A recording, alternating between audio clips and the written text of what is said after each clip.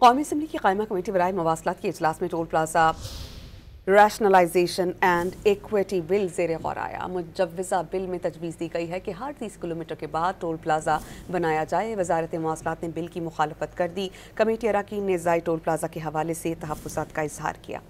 हमारे साथ मौजूद हैं डॉनिस के रिपोर्टर उम्मैद अली। उम्मैद, बताइएगा, टोल प्लाजा अगर बढ़ते हैं तो क्या फ़ायदा होगा और किन तहफ़्फ़ुज़ात का इजहार किया गया है दीगर अरकान की जानिब से?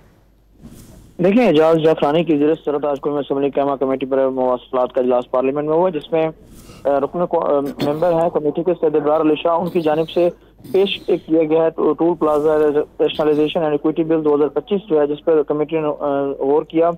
कमेटी अरकान ने ज़ायद टोल प्लाजों के हवाले से तहफ़्फ़ुज़ात का इजहार करते हुए कहा कि जो है टोल प्लाजा की कीमत आप जो है बढ़ा दें, मगर प्लाजों की जो तादाद है वो कम करें। जिस पर कायमा कमेटी अरकान का जो है वो तहफ़्फ़ुज़ात थे कि आप टोल प्लाजों की जो है वो कीमतें बढ़ाएं, लेकिन जो तादाद है उसे कम करें।